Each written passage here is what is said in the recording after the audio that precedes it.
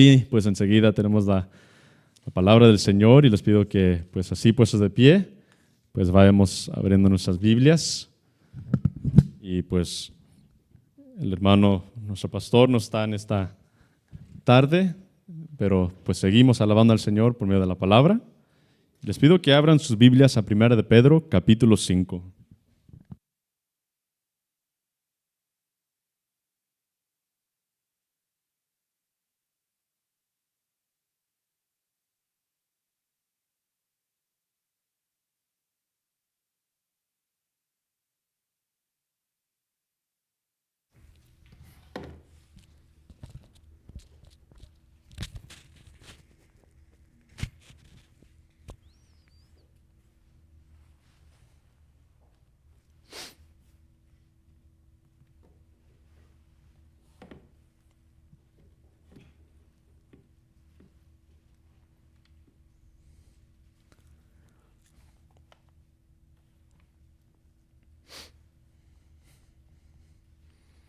Amén, hermanos, paz de Cristo.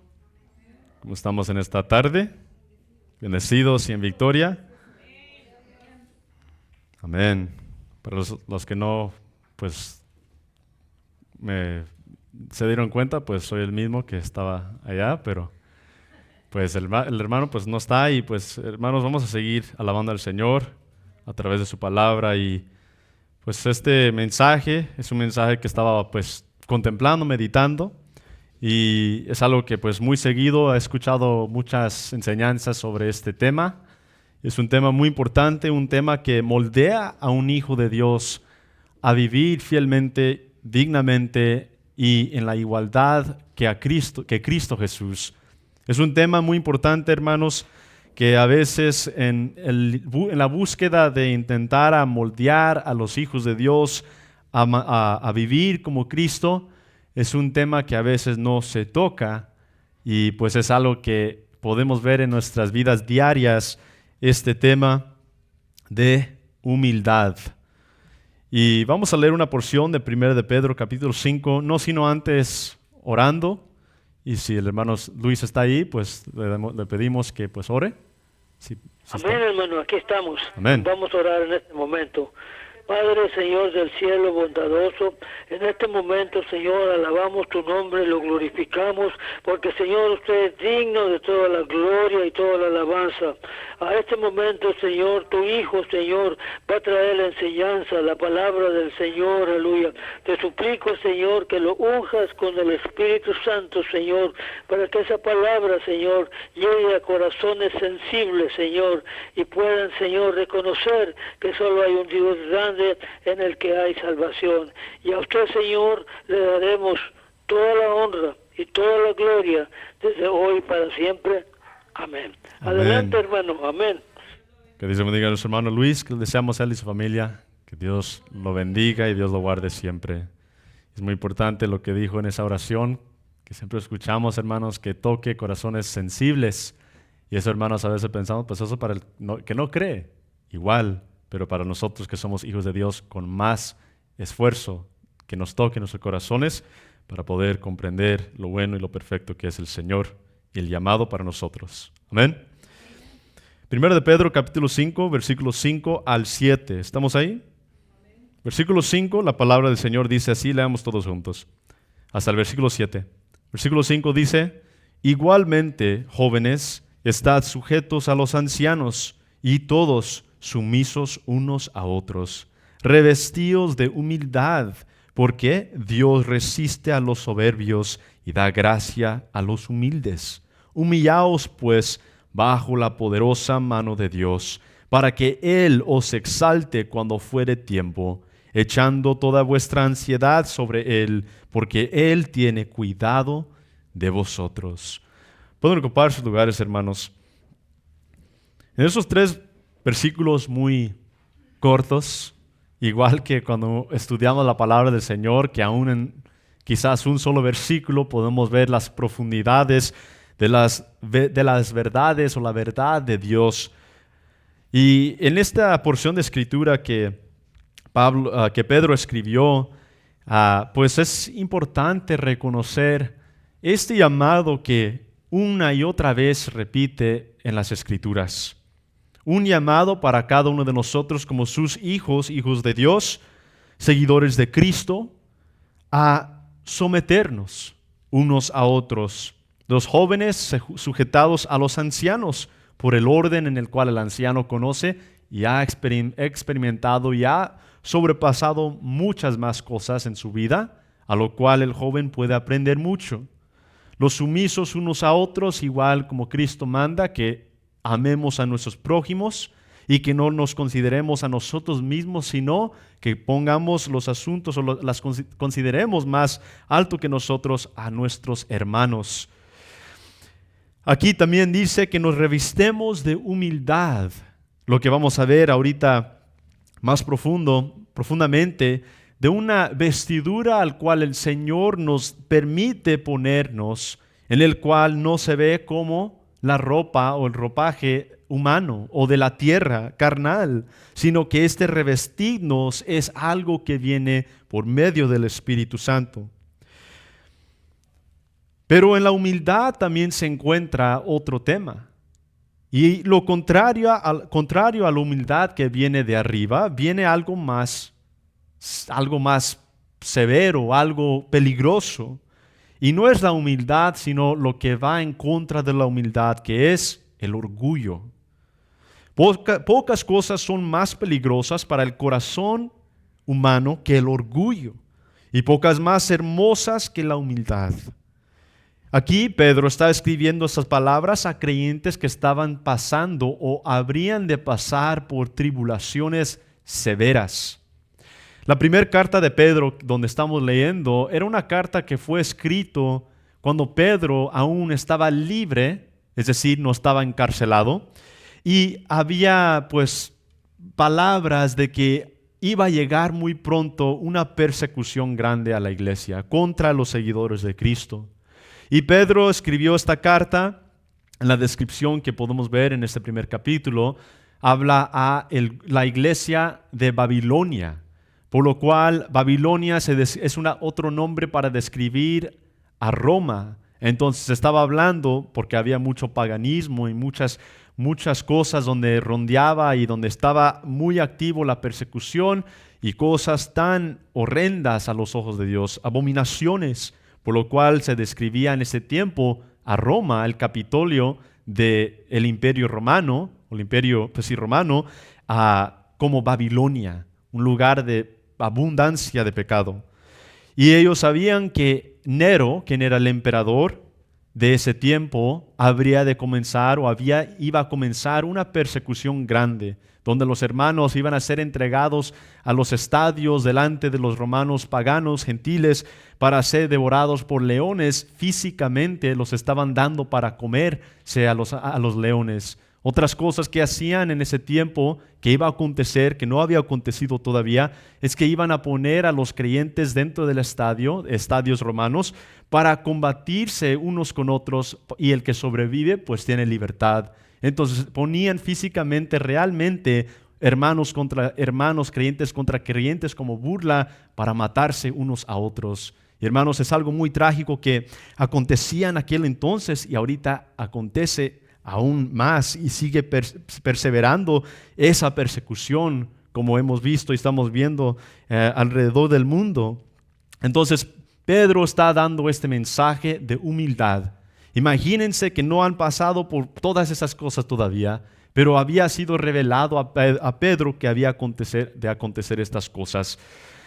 Pedro escribió sus cartas a la iglesia, donde sobre todos los lugares había estos tiempos difíciles.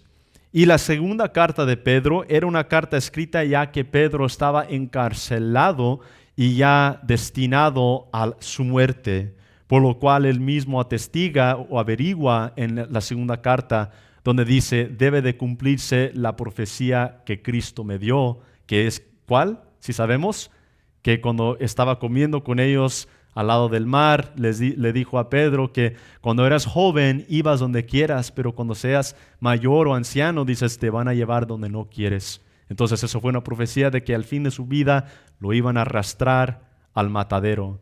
Y eso se cumplió, y aquí son unas últimas palabras, unos años antes de que Pedro fuera martiriado. Entonces, aquí podemos ver esta imagen de Pedro. No es un Pedro que está sentado en un sillón, en un lugar cómodo, en un hogar, en una mansión, así como muchos pastores y maestros ahora hablan de humildad, pero no viven en la humildad. Pedro en esta circunstancia ya estaba padeciendo persecución. Y es muy drástica hablar de humildad a que vivirla y tener que ponerlo en práctica. Ahorita, hermanos, no vivimos en un estado, en un país, aunque ya vimos un caso hace un mes donde mataron a un cristiano en público, lo balacearon. Pero, hermanos, es muy importante reconocer que la persecución no está severa aquí aún todavía. Pero aún la humildad se requiere en lo más básico, en lo más pequeño de nuestras vidas, donde nosotros decimos, cuando venga la persecución, sí voy a ser humilde y sí voy a responder a Cristo. Pero hermanos, nos tenemos que preguntar primero, ¿estamos viviendo vidas humildes ahorita aún en lo pequeño? Esa es una pregunta para nosotros como hijos de Dios. La vida de Pedro es una vida interesante en la cual podemos ver una vida desde que cuando era discípulo de Cristo era muy humilde, ¿verdad? Era manso, era calmado. ¿Sí? Pedro era calmado. ¿Era manso? ¿Era humilde? Pedro era muy alterado. Pedro no era manso. Pedro era lo contrario que manso. Pedro actuaba en su propia voluntad, en lo que él pensaba que era correcto. Cuando habían venido a llevarse a Cristo para ser crucificado, ¿qué fue la cosa que hizo Pedro? Le cortó la oreja a un siervo de uno de los hombres que venía por Cristo, por lo cual Cristo tuvo que milagrosamente le regresó la oreja, a ese siervo. Pero podemos ver que Pedro en su acción, pensando que estaba haciendo la voluntad de Dios, le cortó una oreja a alguien. Imagínense, un discípulo delante de el Dios Todopoderoso. Pedro, aun cuando se hablaba humilde, diciendo Cristo que habría de irse y donde él iba a ir nadie podía ir, en ese momento Pedro dice, yo iré donde tú vas a ir y no te negaré. ¿Y qué le dice Cristo?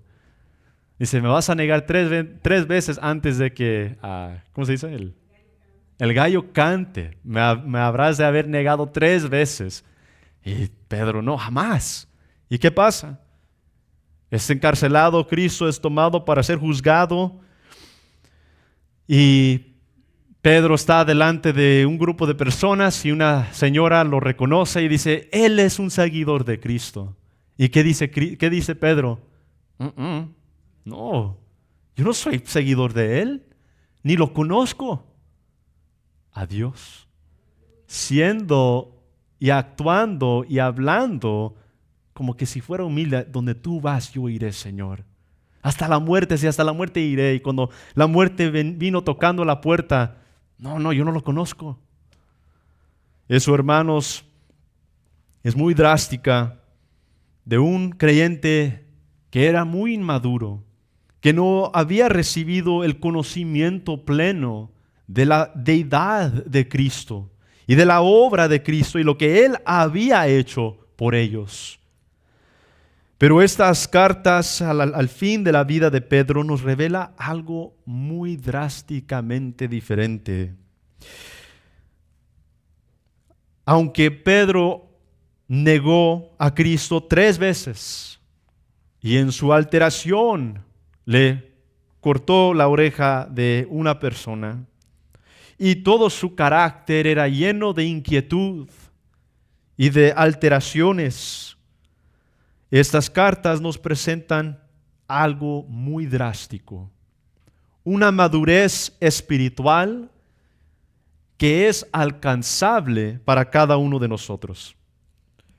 Primera de Pedro, capítulo 5, los versículos 8 a 11, que no vamos a ver, pero que vienen enseguida después de lo que vamos a ver, dice versículo 8, y escuchemos las palabras teniendo esta imagen en nuestras mentes de quién era Pedro, donde dice ahora en versículo 8, siendo perseguido, sed sobrios y velad, porque vuestro adversario el diablo, como león rugiente, anda alrededor buscando a quien devorar, al cual resistid firmes en la fe, sabiendo que los mismos padecimientos se van cumpliendo en vuestros hermanos en todo el mundo.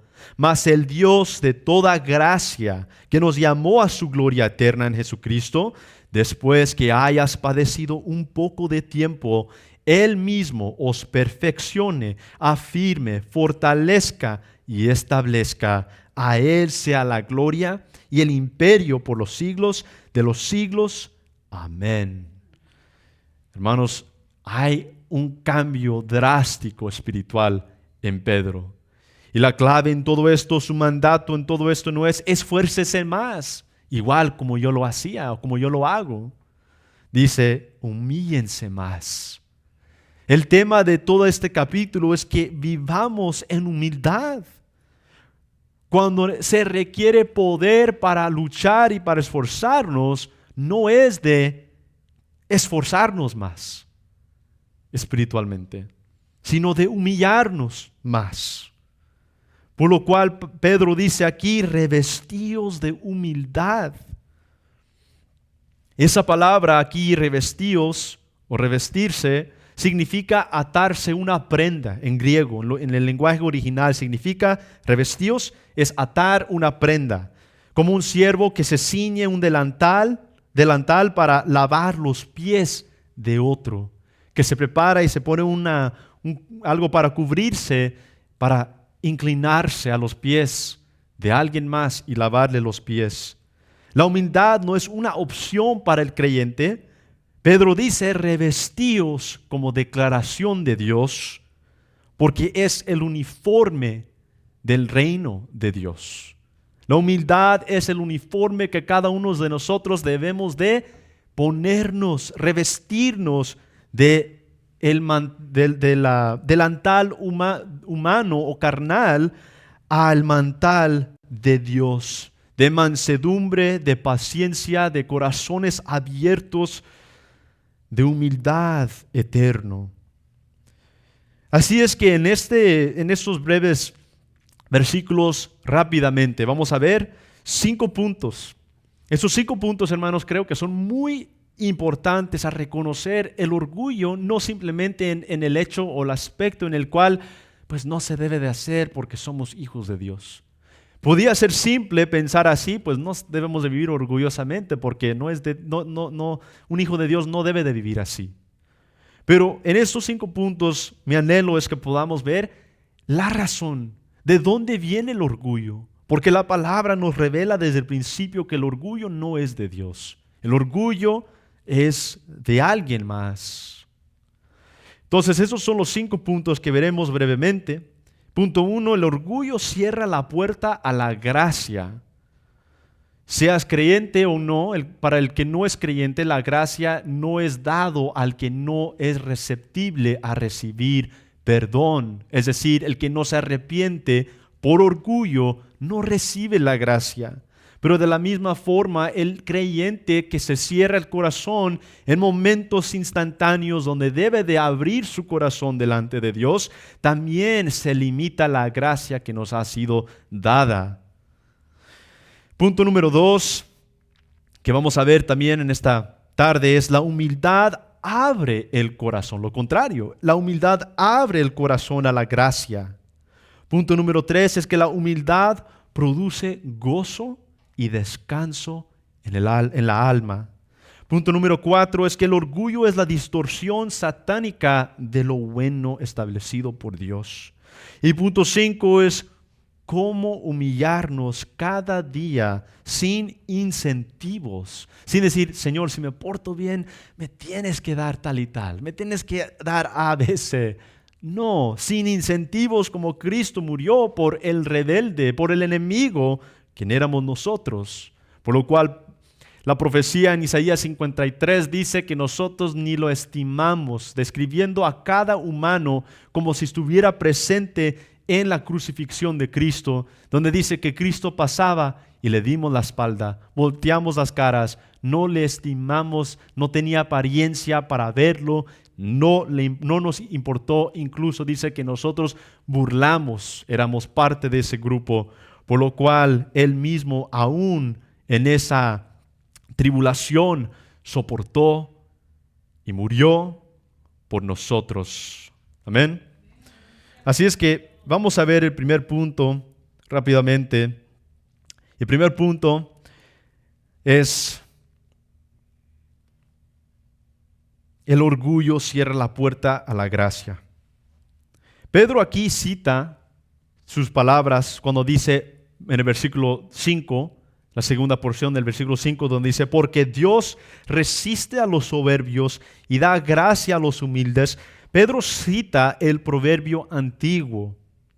Recita el proverbio en los proverbios donde dice: Dios resiste a los soberbios y da gracia a los humildes. Él literalmente está citando un versículo completo tal como es. Porque Dios resiste a los soberbios y da gracia a los humildes. Es importante ver este asunto en los proverbios, que desde el principio los proverbios siendo consejos y revelación espiritual a nuestro diario caminar, donde se encuentra todo aspecto de la vida. Esto es uno de los miles y miles de puntos que se encuentran en los proverbios. Dios resiste a los soberbios y da gracia a los humildes. Resistir, Dios es el quien resiste al soberbio, al que se enaltece y cree que conoce todo, o en tiempos modernos al que cree que está correcto en todo. Que hablamos con alguien y dicen: no, eso no, yo sí sé lo correcto. Y hablan, eso es un soberbio. Y da gracia, y da gracia a los humildes. Al humilde que no responde mientras que está siendo perseguido. Porque Cristo, cuando fue, se dice, latigado, golpeado, ¿qué dice? Y no abrió su boca. Como un cordero yendo al matadero, no abrió su boca. Un cordero no habla ni hace ruido, un cordero más camina hasta que llega al matadero. Y así Cristo llegó al matadero, no abriendo su boca. No diciendo: ¿sabes qué? Y con su poder poderosa, trayendo legiones de ángeles para terminar con el mundo. Por lo cual lo pudiera haber hecho. Y tenía pues toda razón para hacerlo. Pero dice aquí que Dios resiste a los soberbios. Resistir en el lenguaje hebreo original dice o significa oponer activamente, que constantemente es como que cuando algo se está empujando y una persona, una fuerza está poniendo una fuerza en contra de ese empuje. Eso es lo que está pasando aquí al soberbio, al que cree que no necesita a Dios. El que dice: yo no necesito a Dios. Dios opone activamente a una fuerza más poderosa que cualquier poder humano que está en contra de este soberbio orgulloso. Pero otra cosa es que cuando nuestras actitudes como hijos de Dios demuestran ser soberbios y demuestra orgullo, Dios de la misma forma se opone a eso para sus hijos. Porque ser soberbios, enaltecerse o sentir que uno es más grande de lo que en verdad es intentar a luchar con el poder de Dios. De dos formas. Forma autosuficiencia que se disfraza como fortaleza. Yo soy lo suficiente para poder hacer esto. Yo soy lo suficiente para pasar las persecuciones. Autosuficiencia disfrazada como fortaleza, mis fuerzas, pero en verdad es autosuficiencia. Por lo cual la palabra nos revela que nadie puede ser autosuficiente, porque solo hay uno que es autosuficiente y ese es el Dios Todopoderoso. Segundo punto es que forma una independencia disfrazada de madurez. Yo necesito a Dios. O en los momentos donde en vez de acudir a Dios y venir en oración, decimos, no, yo voy a seguir hablando en cualquier aspecto, no voy a dejar que me hablen así.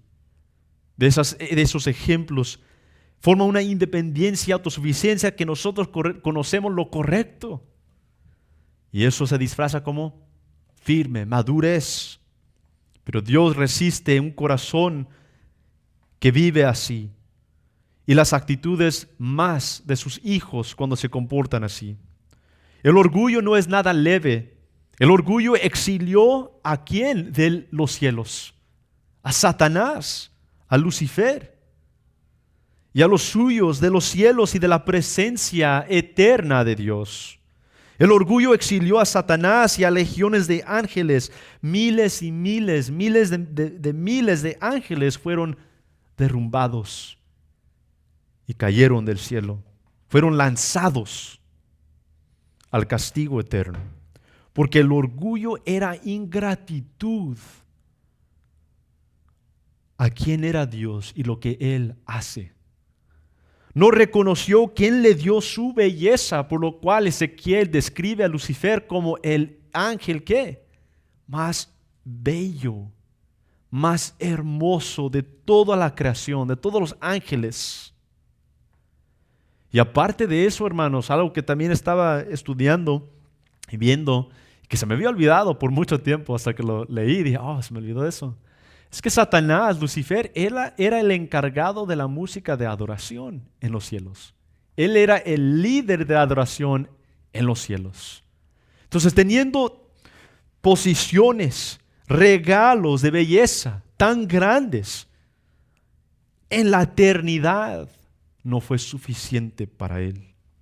Lucifer no quiso reflejar la gloria de Dios, por lo cual fue formado como el más bello, en semejanza a su creador, sino que quiso poseer la posición del más bello, del más poderoso, del que recibe la gloria. Cuando nosotros nos enorgullecemos, estamos presentando un mismo caso. Queremos recibir, ¿qué? Gloria. Y no es que recibamos gloria de alguien más, sino que estamos recibiendo gloria de nosotros mismos, de decir, yo gané allí. Así opera el orgullo, toma lo que Dios nos da y se lo atribuye a sí mismo. Y lo que derribó del cielo al más alto de los ángeles sigue llevando hoy a muchos al infierno. Y vemos esto con Judas, quien después de haber traicionado a Jesucristo, vendiéndolo por 30 pedazos. La escritura dice que se arrepintió, Mateo 27. Pero ese arrepentimiento era para salvación. Y muchos se confunden aquí con la vida de Judas. Dicen, sí, no, él sí se arrepintió. Y aquí es lo que vamos a ver, algo muy importante. Porque esto es un arrepentimiento que se encuentra también en la carta de Corinto, donde Pablo habla de un arrepentimiento que no trae salvación. Ese arrepentimiento es remordimiento por sus acciones, pero no es cambio. Entonces aquí dice que se arrepintió en Mateo 27, pero no fue humildad su arrepentimiento, fue remordimiento sin redención. Fue remordimiento que dijo, ¿qué hice? Pero no vino a acudir a Dios, sino que corrió a lo contrario y se mató, se suicidó. Y ese remordimiento solamente era para sí mismo, no para Cristo. ¿Por qué? Porque si tuviera remordimiento para con Dios Todopoderoso, con Cristo, hubiera venido a los discípulos, a los hermanos, perdónenme. Pero no. Tuve remordimiento, ¿qué hice? Pero su orgullo es lo que le llevó a suicidarse. Se dolió, pero nunca se arrepintió o se postró delante de los pies de Dios. Lloró, pero nunca se entregó. Sintió, pero nunca lo vivió. El orgullo puede llorar, puede lamentar, Puede sentir culpable o culpabilidad, pero sin postrarse ante Cristo no es verdadero. Es el tipo de tristeza que parece moral, pero sigue centrado en uno mismo. Es dolor sin transformación, remordimiento sin salvación. El orgullo da todo. Pinta como que estás o estamos haciendo lo moral. El orgullo nos da una mentira que estamos llorando, estamos quebrantados, sentimos dolor, pero no hay arrepentimiento, no hay confesión de pecados, no hay búsqueda de Cristo. El orgullo lleva a las personas al infierno no por ignorancia, sino por la dificultad de humillarse ante su Creador. El orgullo te dará todo excepto vida eterna en gloria. Jamás te llevará a postrarte ante la cruz. Ese remordimiento del alma carnal no trae salvación, solo trae una apariencia de justicia. La idea de que ya reconocí mi error sin haber nacido de nuevo, sin haber buscado la única verdad, quien es Cristo Jesús, lleva a la muerte. Y para el creyente que dice, ya reconocí mi error sin reconocer ni confesar sus pecados delante de Dios, está viviendo en un lugar peligroso. Porque el corazón del creyente que se enorgulle, enaltece en un momento, sin reconocer la responsabilidad de nuestro llamado como hijos de Dios, que vinimos y fuimos elegidos y llamados por el poder de Dios para alumbrar y ser las luces alumbrantes de la tierra, no serviremos para ese caso. El verdadero arrepentimiento entonces, o en cambio, conduce a una rendición total. Igual que Pedro dice aquí, revestíos, pónganse que el mantal para lavar los pies.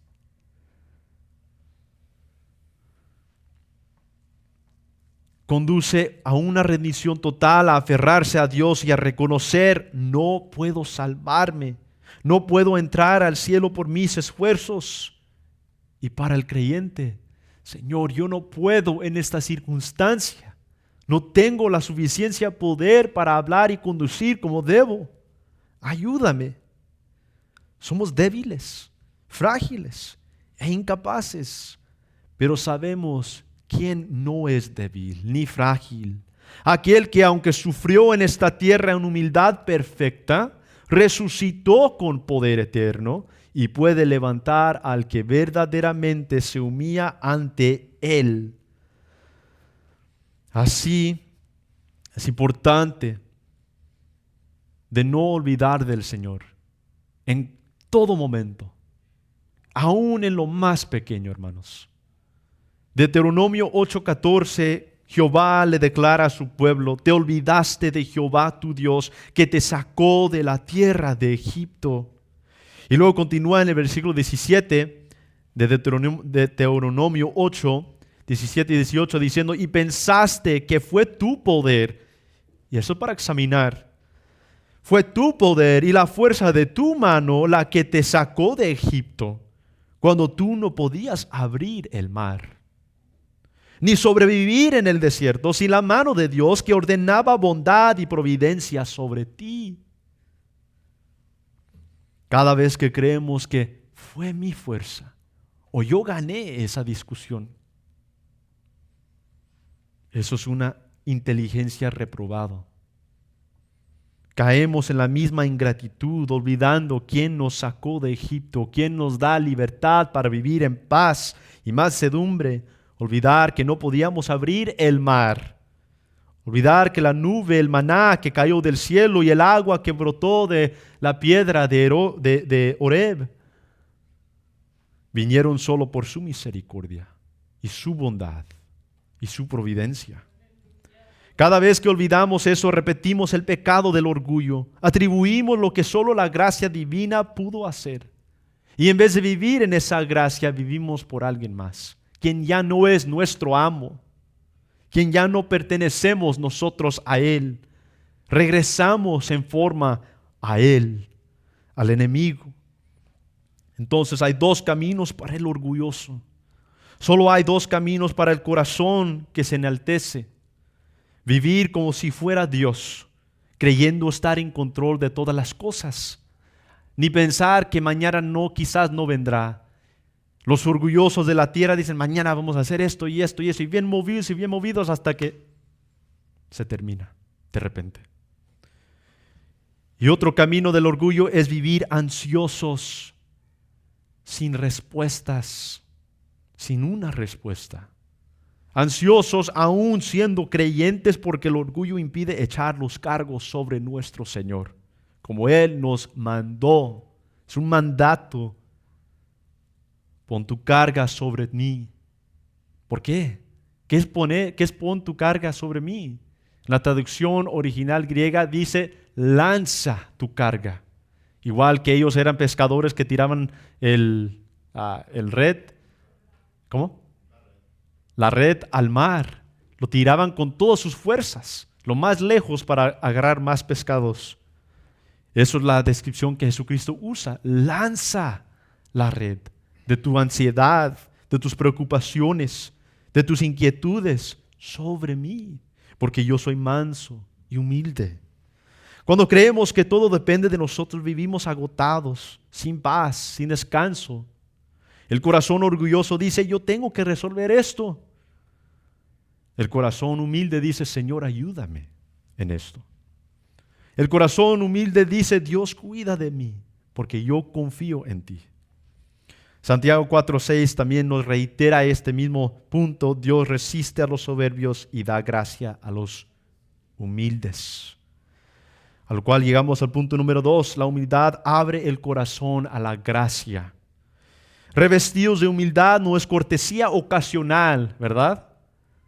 Revestidos de humildad cuando es tu hermano de sangre, cuando es tu familiar, cuando es tu madre o tu padre. Pero cuando saben que no conocen, pues no importa, ¿verdad? Revestidos de humildad no es cortesía ocasional, sino una prenda constante. La humildad no es pensar menos de uno mismo, sino verse con verdad y depender de Dios. Y la verdad que nosotros debemos reconocer es que somos incapaces de todo, pero que tenemos un Dios todopoderoso que es capaz de absolutamente todo. La gracia que hemos recibido mediante Cristo Jesús, por lo cual estamos puestos firmes, dice Romanos 5, es como la lluvia del cielo, que siempre desciende, pero nunca sube. Siempre desciende y en abundancia cuando llueve, pero cuando cae sobre tierra dura no puede penetrar. Así el corazón del incrédulo, la palabra cae, pero el orgullo sella la superficie. Y aún para el creyente, que en el momento de estar en una batalla, en una lucha, que se endurece su corazón en ese momento por el orgullo que tenemos y resistimos la corrección o insistimos en tener ese control, el dominio en esa circunstancia, no permite que la gracia penetre y produzca crecimiento, porque una tierra que tiene semilla pero no tiene agua no producirá crecimiento.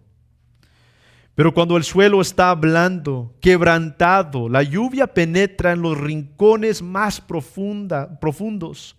Así es el Hijo de Dios que desea aprender y crecer y vivir como Cristo Jesús. Y también el incrédulo que abre su corazón a aceptar y recibir a Cristo. La gracia cae desde arriba, pero solo llena lo que está abajo. Salmos 25, versículo 9 dice, encaminará a los humildes por el juicio y enseñará a los mansos su carrera. Punto número 3. La humildad produce gozo y descanso. Igual como ya hemos visto que cuando Cristo estaba en la tierra, en este mundo, nos dijo que nos humilláramos. Dice que Él pusiéramos nuestra carga sobre Él, lanzando nuestras ansiedades. Debemos de reconocer que la humildad es una cualidad, un atributo de Dios, y que cuando un hijo de Dios vive en la humildad, produce gozo, produce paz y produce descanso. El orgullo mantiene al corazón inquieto. El orgullo podemos decir que ganamos Ganamos esa discusión. Pero ¿qué pasa después si somos hijos fieles de Dios? Hay convicción y hay inquietud. Cuando estamos pasando por estrés o cosas en nuestras vidas diarias, en lo más pequeño, y decimos, pues yo lo puedo aguantar, yo lo puedo hacer. ¿Qué acontece ahí? Es dependencia en un poder superficial humano. Y no dejamos de planear y pensar y preocuparse. Y cuando hay de haber descanso, ¿qué está haciendo la mente? Está trabajando. Y tenemos que estar durmiendo y estamos acostados y nuestra mente, ¿qué está haciendo? Pensando, ansioso, estresado. El orgullo mantiene el corazón inquieto, mantiene la mente activa cuando es tiempo de descansar. Cristo representó algo muy espectacular cuando los discípulos estaban en el mar y surgió una tormenta y pensaban que iban a perecer y que decían, vamos a perecer, porque las olas estaban altas, las olas estaban subiendo hasta dentro del barco y se estaban metiendo la agua y estaban paniqueándose. Y alguien empezó, ¿dónde está Cristo? Porque el Señor también estaba en el barco con ellos. ¿Y qué estaba haciendo Cristo? También, ¿qué vamos a hacer? ¿Qué hacía Cristo? Recostando su cabeza abajo del barco, adentro del barco. Y cuando fueron a buscarlo, estaba durmiendo mediante la tormenta. ¿Y por qué turbáis o por qué turbado nuestro corazón? Y lo dice, hombres de poca fe, que no entienden quién soy, básicamente está diciendo. Hombres de poca fe, ¿cómo no pueden comprender como hijos de que yo doy la paz y el descanso verdadero? Pedro dice aquí, echando toda vuestra ansiedad. Parte del orgullo es entregar nuestras debilidades. Echando toda vuestra ansiedad sobre Él, porque Él tiene cuidado. ¿Quién tiene cuidado? Yo mismo no tengo cuidado. Yo me cuido y yo tropiezo. Yo intento cuidarme y fracaso. Él tiene cuidado. ¿Y qué dicen los salmos? Él no, ¿qué? Duerme. El cuidador de Israel no duerme. Y aquí nos dice Pedro, porque Él tiene cuidado de vosotros, ¿quién es Él más el que no duerme? Y que día y noche y circunstancia tras circunstancia nos está cuidando. La humildad no es debilidad. La humildad no es que somos, pues no, me van a ver como débil. Y desafortunadamente así pensamos mucho los hombres, ¿verdad? Y he hablado con muchos varones que hablo de Cristo y dicen como, pues no, pues tengo que hacer esto y esto. Y tristemente mucho orgullo. ¿Por qué? Porque el comienzo de la vida cristiana es humildad. Es de no poder responder ni tener que responder como contestábamos antes. Es de humillarnos delante de Dios para que Él sea el que nos exalte. Y es difícil para la carne hacer eso. ¿Cómo voy a humillar y luego tengo que poner otro sobre mi vida? No, pues si tengo dificultades con mi propia vida, imagínate, cuidando a otros, sin saber que cuando uno se entrega por completo, ligera es esa obra. La humildad no es debilidad, es descanso en la soberanía y el plan perfecto y la voluntad perfecta de Dios. La humildad es entregar lo que no podemos manejar a las manos de aquel que sí lo puede. Cuanto más nos humillamos, más gozosos somos. ¿Por qué? Porque las preocupaciones que nosotros antes cargábamos en nuestros hombros, ahora están en nuestro Redentor. Y cuando no hay una carga pesada sobre nosotros, hay descanso. Y ese descanso produce ¿qué? Gozo. Gozo en nuestras almas, alabar al Señor por lo que Él ha hecho y lo que sigue haciendo. Mateo 11:29 dice Cristo, Aprended de mí que soy manso y humilde de corazón y hallaréis descanso para vuestras almas. Así es que la humildad produce un gozo y descanso que no puede producir nuestras propias vidas, ni el mundo, ni objetos, ni cosas, ni actividades que nos distraigan. Y eso es lo que vemos hoy en día más que nunca, la mente distraída, la mente desenfocada, la mente que está buscando una salida y decimos, pues estoy estresado, ¿qué puedo hacer? Leer un libro o ir con un psicólogo o hacer A, B, C, D, E, F, sin venir delante de Cristo, quien ya ha pagado todo. Punto número 4, el orgullo es la distorsión satánica de lo que es bueno. Somos llamados a vivir vidas de piedad, en santidad, produciendo buen fruto del Espíritu Santo quien mora en nosotros y es las aras de la garantía de nuestra herencia de vida eterna, como dice Efesios. Pero el orgullo distorsiona, es la distorsión satánica de lo que es bueno. Nosotros somos llamados a vivir en la piedad y podemos ser usados como vasijas rotas para anunciar el Evangelio y vivir proclamando a Cristo, vivir en santidad. Y cuando nosotros nos enorgullecemos aún como creyentes, distorsiona una imagen y da a una distorsión en nuestras vidas, distorsión satánica de lo que debe de ser bueno.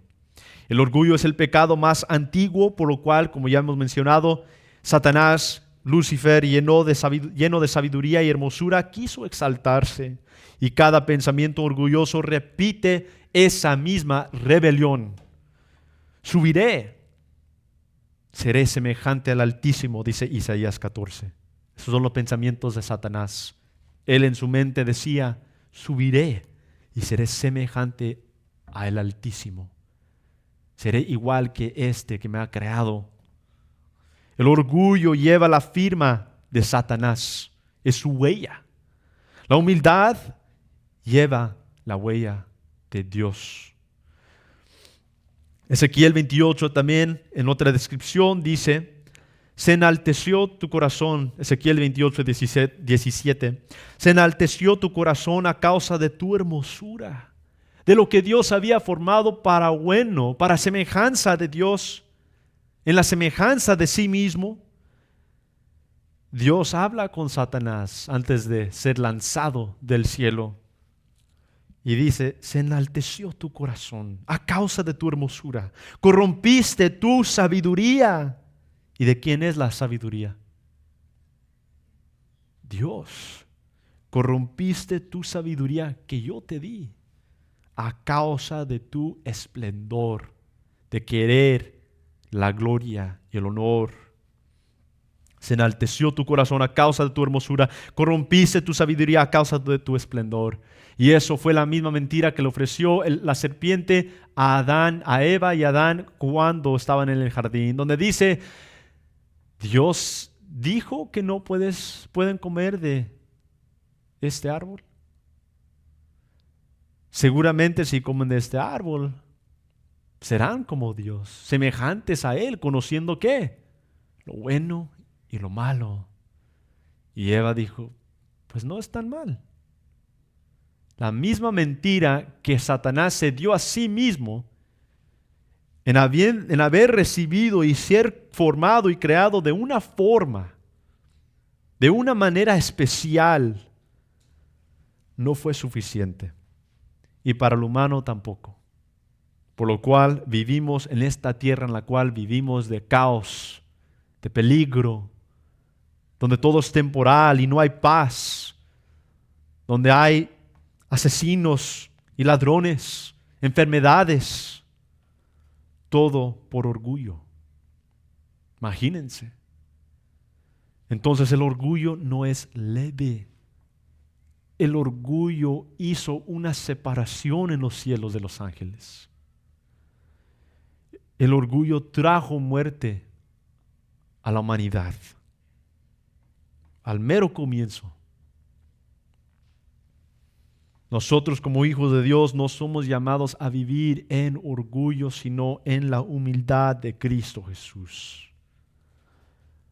Porque imagínense una parte de la creación, Satanás enalteciéndose con orgullo, amándose a él más que a su creador, comparado a nuestro creador, quien es el bello, quien es el soberano, quien es el poderoso, y que él hace lo contrario y viene a la tierra. Imagínense, y no se tiene que imaginar, lo hizo. Somos llamados a humillarnos entonces cada día. Punto número 5.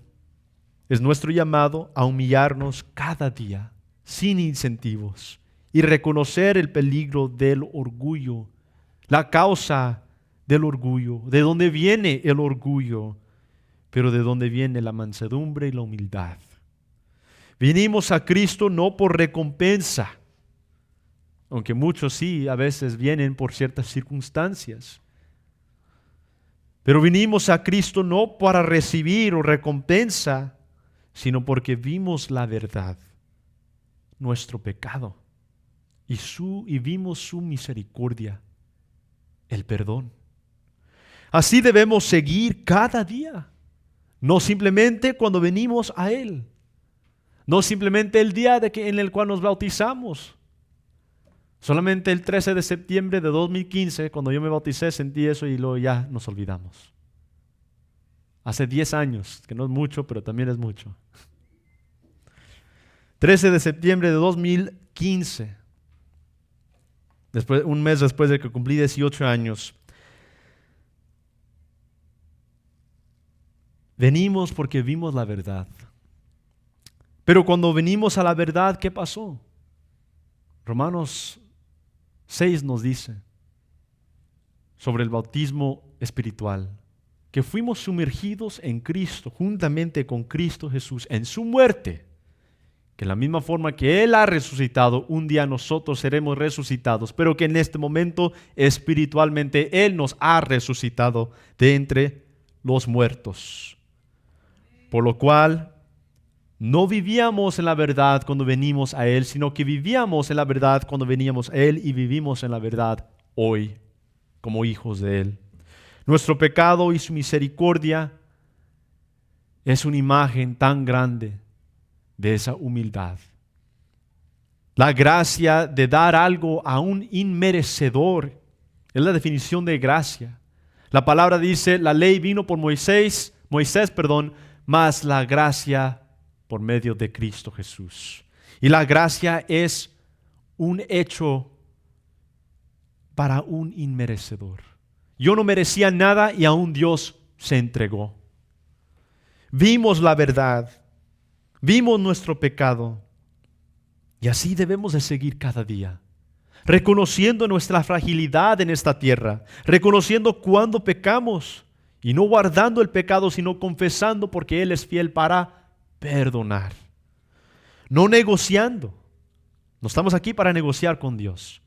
Estamos aquí para venir delante de sus pies con manantiales, así como Él lavó los pies de los discípulos, de sus discípulos. Así como Él se entregó por nosotros. Lo menos que nosotros podemos hacer es vivir fielmente para Él. No negociando, sino contemplando su grandeza, su perdón, su humildad. Nos humillamos no para recibir algo, sino porque Él lo merece de nosotros. Tenemos que poner unas cosas en práctica si queremos ver esos resultados. Para vivir en la humildad diariamente, la palabra nos da varios aspectos sobre esta humildad de Cristo, por lo cual se pueden encontrar en estos 6 puntos.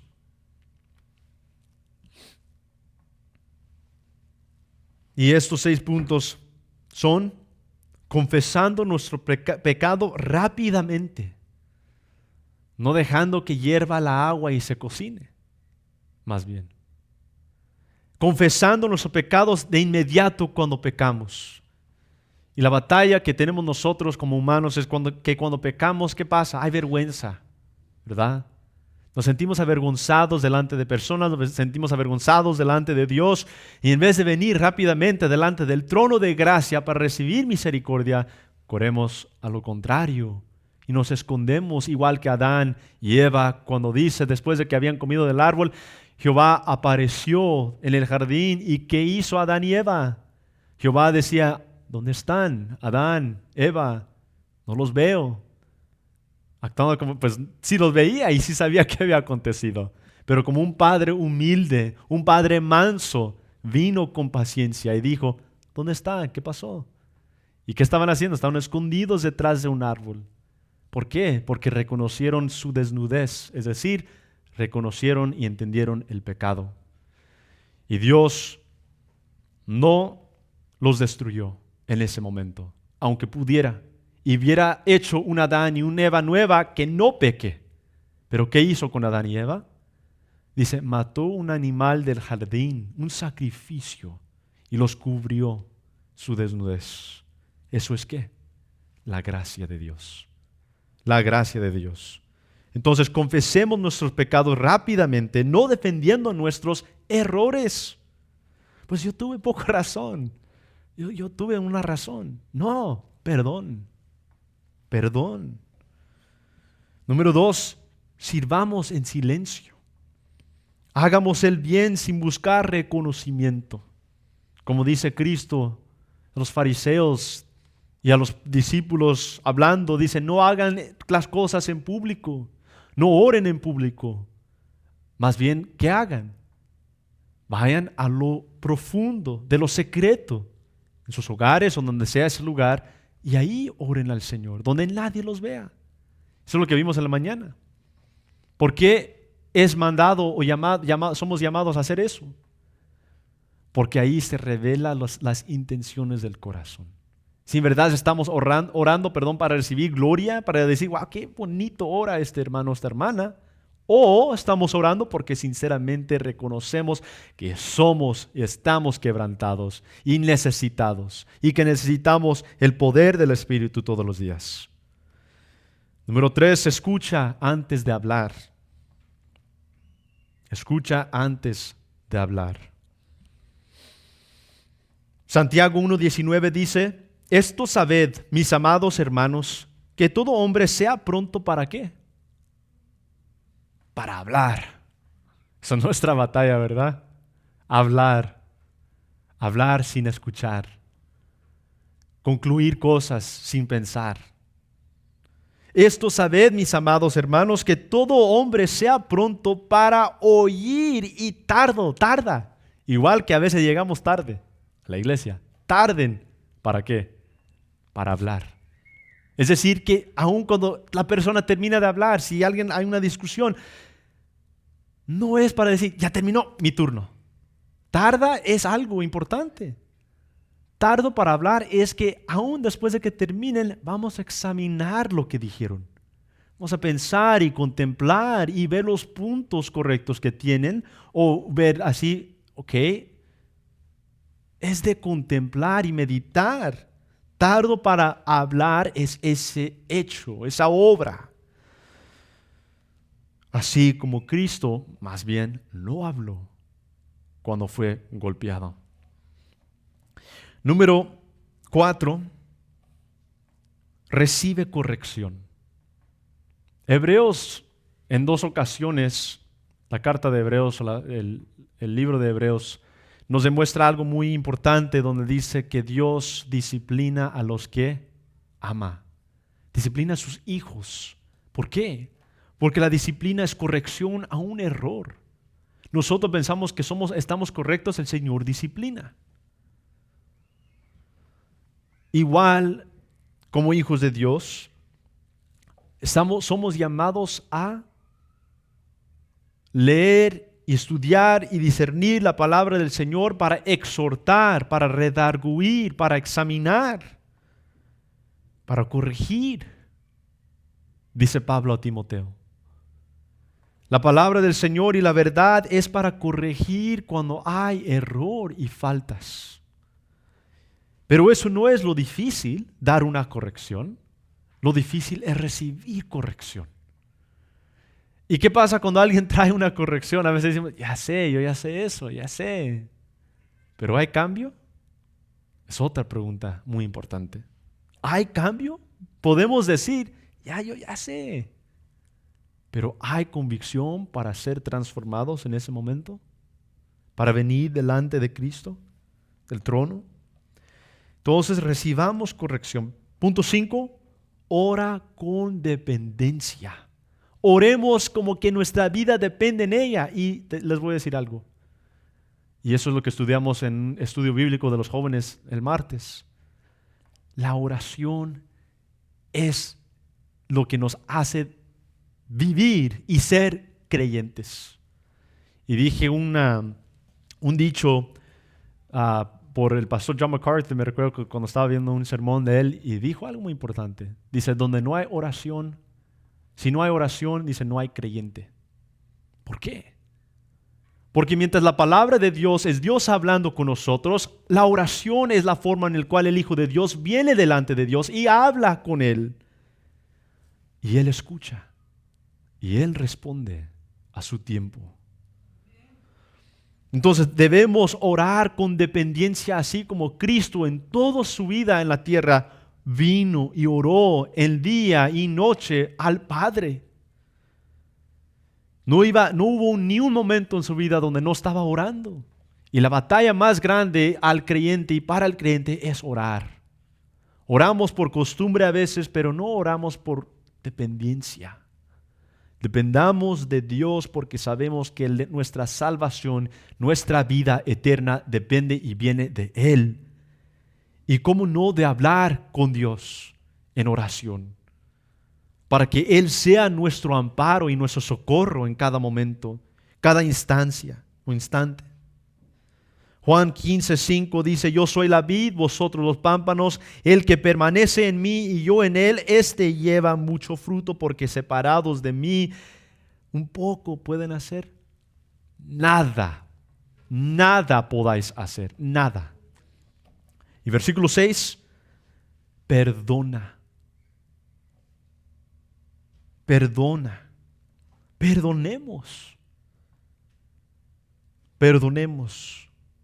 con humildad.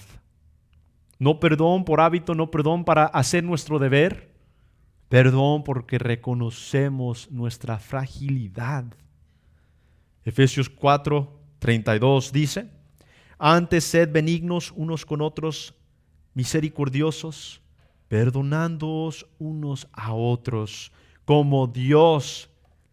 No hay excusa, hermanos, para no perdonar a nuestro prójimo y más a nuestros hermanos en Cristo, nuestra familia de sangre también. Efesios 4:32 que dice, antes sed benignos unos con otros, misericordiosos, perdonándonos unos a otros como Dios también os perdonó a vosotros en Cristo. Tenemos excusa para decir, yo no le voy a pedir perdón. No lo merece. ¿Y quién no mereció perdón? Cada uno de nosotros. Y aún Él no las dio. Perdonándoos unos a otros como Dios también os perdonó a nosotros por nuestros pecados. Y nosotros no pedimos perdón y queremos dar perdones, aceptar perdones por lo más mínimo, ¿verdad? Me quitaron mi cargador. No, estoy enojado. Cosas tan simples, hermanos. Y en verdad hay persecución ahorita en este mundo, igual que Pedro escribiendo esta carta, estas dos cartas, estaba pasando por persecución y luego encarcelamiento, por lo cual el fin fue su muerte, o más bien la entrada al reino eterno. Y aún en la persecución, no hablando de lo más pequeño, sino de lo más grande que un hijo de Dios puede pasar, que es la persecución por Cristo Jesús, esto es lo que se encuentra aquí. Revestidos en humildad, sometéanse unos a otros, jóvenes a los ancianos, traigan su carga sobre Cristo Jesús, porque Él es nuestra fortaleza y nuestro amparo en todo momento. Humillándonos bajo la poderosa mano de Dios significa confiar que en su mano estamos. Y el que está en la mano, dice Cristo, de mi Padre, nadie los podrá, ¿qué? Arrebatar.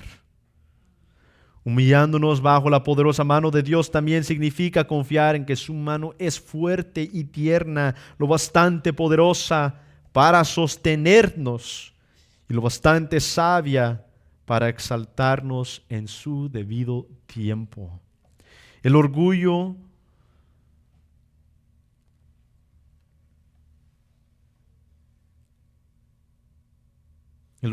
no es de Dios. El orgullo vino de la caída de la creación más bella de Dios, quien fue Lucifer. Y en su codicia y en su orgullo contaminó la creación. El orgullo vive inquieto porque intenta ser Dios. El humilde vive en descanso porque se ha rendido a Dios. El orgullo carga sus cargas. El humilde las echa sobre Cristo.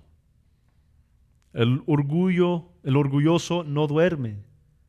El orgulloso duerme y descansa. El orgulloso exige control. El humilde reconoce que el control está en las manos de Dios. Hermanos, este mensaje es muy claro. Somos llamados a vivir postrados, rendidos, dependientes de Cristo.